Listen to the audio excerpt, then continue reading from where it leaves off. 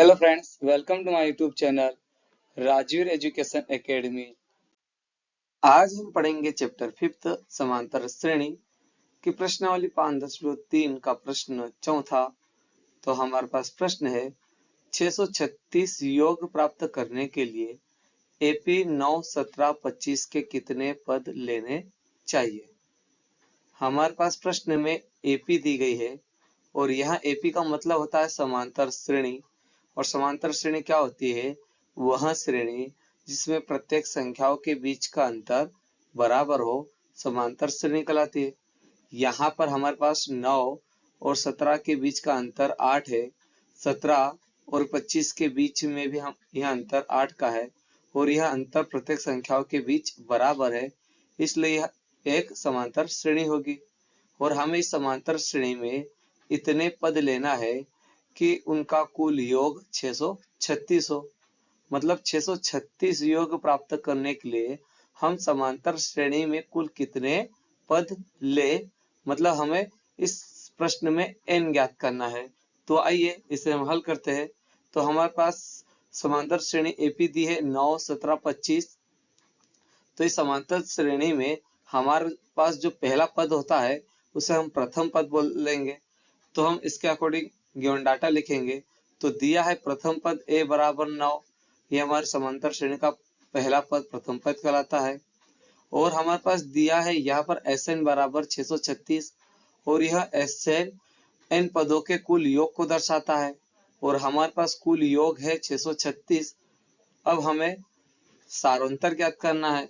तो सारवंतर D का formula है हमारे पास A2 माइनस A1। यहाँ पर हम दूसरे पद में से पहले पद को माइनस कर देंगे तो हमारे पास सारवंतर डी आ जाएगा। तो यहाँ दूसरा पद हमारे पास समांतर श्रेणी में 17 है, तो हम यहाँ वैल्यू पुट कर देंगे। तो सारवंतर डी बराबर का बराबर A2 के प्लेस पे हमने 17 पुट कर दिया, माइनस का माइनस पुट कर दिया और A1 हमारा प्रथम पद होता है और प्रथम पद का मान 9 है, तो यहाँ पर हमने 9 पुट कर दिया। अब यहाँ पर हम 17 माइनस 9 कर देंगे तो हमारे पास सारवंतर D बराबर 8 आ जाएगा। अब हमें पदों की संख्या ज्ञात करना है, जिसके लिए हमारे पास इन पदों का योग ज्ञात करने के लिए सूत्र होता है, जिससे हम n ज्ञात करेंगे। तो हमारे पास सूत्र है Sn बराबर n अपॉन 2 स्क्वायर ब्रैकेट में 2a प्लस स्मॉल ब्रैकेट में n माइनस 1 स्मॉल ब्रैकेट बंद गुणित में d और स्क्वायर ब्रैकेट बंद। अब यहाँ पर हम वैल्यू पुट कर देंगे। हमें यहाँ Sn का कुल मान दिया है 636, तो यहाँ हम Sn के प्लेस पर 636 पुट कर देंगे और यह Sn दर्शाता है कि n पदों का कुल योग और ये इसी का फार्मूला है और ये हमें वैल्यू दी है, तो हमने यहाँ पे 636 पुट कर दिया। बराबर का बराबर n हमें ज्ञात करना है, तो n का n कर दिया बटे में 2 स्क्वायर ब्रैकेट में हमारे पास 2a है और a हमारा प्रथम पद है और प्रथम पद 9 दिया है, तो यहाँ पर हमने 2 गुणित 9 कर दिया, प्लस का प्लस कर दिया। ब्रैकेट में हमें यहाँ पे भी n है और n हमें पता नहीं है, तो n माइनस 1 का n माइनस 1 कर दिया। d हमारा सारवंतर है जिसका मान 8 है, तो हमने यहाँ पर 8 पुट कर दिया। अब यहाँ पर हम 2 का पक्षांतर कर देंगे। 2 n के रिस्पेक्ट में भागित में बराबर के इधर आएगा तो गुणित में आ जाएगा, तो हमारे पास संख्या आ जाएगी 636 गुणित 2। यहाँ पर 2 का पक्षांतर किया, बराबर के इधर आएगा तो गुणित में, तो गुणित 2 बराबर का बराबर यहाँ n बचा तो n का n। अब ब्रैकेट में हमारे पास 2 गुणित 9 है, तो 2 गुणित 9 करेंगे तो 18 आ जाएगा, तो स्मॉल ब्रैकेट में 18 कर दिया, प्लस का प्लस कर दिया। अब यहाँ पर हम ब्रैकेट ओपन करेंगे, मतलब ब्रैकेट ओपन करने का मतलब होता है कि 8 का गुणा हम n के साथ भी करेंगे और 8 का गुणा हम माइनस 1 के साथ भी करेंगे। तो यहाँ 8 का गुणा n के साथ किया तो 8n आ गया और माइनस 1 गुणित प्लस 1 किया और माइनस गुणित मतलब माइनस का और प्लस का गुणा करते हैं तो माइनस का साइन आता है, इसलिए माइनस का आ गया और 8 एकम 8 आ गया, तो हमारे पास 8 आ गया। अब यहाँ पर हम 636 गुणित 2 करेंगे तो हमारे पास 1272 आ जाएगा, बराबर का बराबर n का n कर दिया और यहाँ पर हमारे पास 18 माइनस 8 है और माइनस प्लस हमेशा घटता है और साइन बड़ी संख्या का बड़ी संख्या पर 18 है, तो हम 18 में से माइनस 8 कर देंगे तो 10 प्लस का प्लस कर दिया और 8n का 8n कर दिया। अब यहाँ पर हम ब्रैकेट ओपन करेंगे मतलब n का गुणा हम 10 के साथ भी करेंगे और n का गुणा हम 8 n के साथ भी करेंगे। तो हमारे पास आ जाएगा 1272 का 1272 बराबर n का गुणा 10 के साथ किया तो 10n प्लस का प्लस कर दिया और n का गुणा 8n के साथ किया तो 8n स्क्वायर कर दिया। अब यहाँ पर हम 1272 का पक्षांतर करेंगे। 1272 प्लस का है बराबर के इधर आएगा तो माइनस का आ जाएगा। तो हमारे पास आ जाएगा 8n स्क्वायर प्लस 10n और ये प्लस में था बराबर के इधर आया तो माइनस हो गया। माइनस का 1272 बराबर 0 कर दिया और इसे हमने डिसेंडिंग ऑर्डर में भी लिख दिया है। मतलब समीकरण को हमेशा घटते मतलब घात के घटते क्रम में लिखा जाता है और यहाँ पे अधिकतम घात 2 है तो n के अधिकतम घात 2 कर दी। फिर यहाँ पर n की घात 1 है इसलिए इसे डिसेंडिंग ऑर्डर में लिखा है। अब हम इस पूरे समीकरण में 2 से भाग दे देंगे तो हम लिख देंगे समीकरण में 2 से भाग देने पर तो हम 8n स्क्वायर में 2 से भाग देंगे तो 4 बार तो हमारे पास आ जाएगा 4n स्क्वायर प्लस का प्लस कर दिया। 10n में 2 से भाग दिया तो 5 बार तो 5n आ गया माइनस का माइनस कर दिया और 1272 में 2 से भाग देंगे तो हमारे पास आ जाएगा 636 बराबर 2। अब हमें n का मान ज्ञात करना है इसलिए इस पूरे समीकरण का हम गुणनखंड करेंगे और गुणनखंड विधि में क्या होता है हमारे पास जो ये मध्य संख्या 5n इसे ऐसे दो संख्याओं में विभाजित करना है कि जोड़ने और घटाने पर प्लस का 5n आए और दूसरी कंडीशन होती है कि पहली संख्या और तीसरी संख्या का गुणनफल आए। मतलब मैं यहाँ 5n को -48n प्लस 53n कर सकता हूँ क्योंकि प्लस माइनस हमेशा घटता है और साइन बड़ी संख्या का और बड़ी संख्या पर 53 है तो 53 में से 48n मतलब 53n में से हम माइनस कर देंगे 48n तो हमारे पास प्लस का 5n आ जाएगा। तो ये पहली कंडीशन तो हो गई। अब दूसरी कंडीशन है कि इस 4n स्क्वायर का और -636 का गुणनफल आना चाहिए।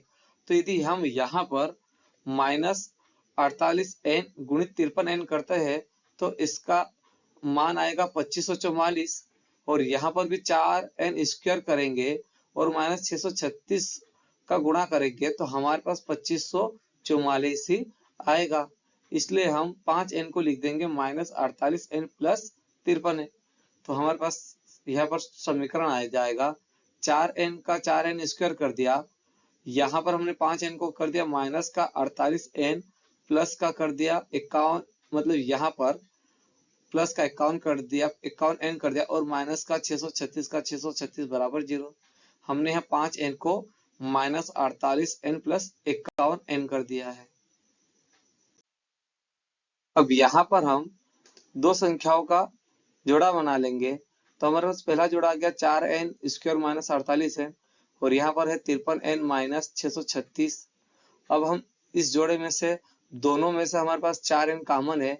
मतलब कॉमन का मतलब होता है कि 4n का इसमें भी भाग जाएगा और 4n का -48 में भी भाग जाएगा इसलिए हम यहाँ से 4n कॉमन ले लेंगे। तो 4n कॉमन ले लिया।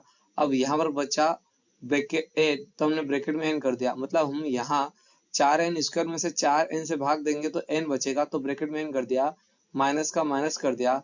अब 48n में हम 4n से भाग देंगे तो 12 बार तो यहाँ हमने 12 कर दिया प्लस का प्लस कर दिया। अब इन दोनों संख्याओं में 53 का भाग जा रहा है मतलब इसमें भी 53 का भाग जाएगा और 636 में भी 53 का भाग जाएगा इसलिए हम यहाँ से 53 कॉमन ले लेंगे तो यहाँ बचेगा n तो ब्रैकेट में n बचा माइनस का माइनस कर दिया। 636 में हम 53 से भाग देंगे तो 12 बार तो हमने यहाँ 12 कर दिया बराबर 0। अब यहाँ पर ध्यान देना कि यहाँ पर भी हमारे पास n-12 है और यहाँ पर भी n-12 है। मतलब दोनों संख्याओं में n-12 है तो यहाँ से n-12 कॉमन ले लेंगे। तो हमने यहाँ से n-12 कॉमन ले लिया तो हमारे पास यहाँ पर बचा 4n तो हमने 4n कर दिया प्लस का प्लस कर दिया और यहाँ से n-12 कॉमन आ गया। मतलब n-12 से n-12 कैंसिल हो गया तो हमारे पास बचेगा 53 तो हमने 53 कर दिया बराबर 0। अब हम इन दोनों संख्याओं को 0 से कंपेयर कर देंगे तो हमारे पास संख्या आ जाएगी n-12 बराबर 0 और 4n प्लस 53 बराबर 0। अब यहाँ हम -12 का पक्षांतर करेंगे। ये माइनस में बराबर के इधर आएगा तो प्लस में आ जाएगा तो हमारे पास n बराबर 12 आ जाएगा और यहाँ पर हमने 53 का पक्षांतर किया, यह प्लस में बराबर के इधर आएगा तो माइनस का 53 हो जाएगा। अब यहाँ हमें यहाँ पर n का मान ज्ञात करने इसलिए 4 का पक्षांतर करेंगे, 4 n के रिस्पेक्ट में गुणित में बराबर के इधर आएगा तो भागित में आ जाएगा, तो हमारे पास n बराबर आ जाएगा -53/4। अब हमारे पास यहाँ पर n के दो मान है, एक पहला मान है 12 और दूसरा मान है -53/4। अब हमेशा n का जो मान होना चाहिए वो धनात्मक पूर्णांक संख्या होनी चाहिए। मतलब हमारे पास हम किसी समांतर श्रेणी को कैसे काउंट करेंगे कि इसमें 3 पद है, 4 पद है, 5 पद है, 10 पद है, क्या हम किसी संख्या को भिन्न में गिन सकते हैं? क्या नहीं गिन सकते। इसलिए हमारे पास n बराबर 12 होगा तो हम यहाँ लिख देंगे कि यहाँ n बराबर 12 लेने पर तो हम यहाँ लिख देंगे कि अतः समांतर श्रेणी एपी में कुल पदों की संख्या 12 है जिनका योग 636 है और यही हमारा आंसर है। हमें समांतर श्रेणी में कुल 12 पद लेना होगा जिनका योग 636 होगा, तो हमारे आंसर हो गया।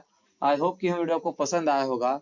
यदि यह मेरा वीडियो आपको पसंद आया हो तो प्लीज मेरे वीडियो को लाइक करें, सब्सक्राइब करें और शेयर करें। धन्यवाद।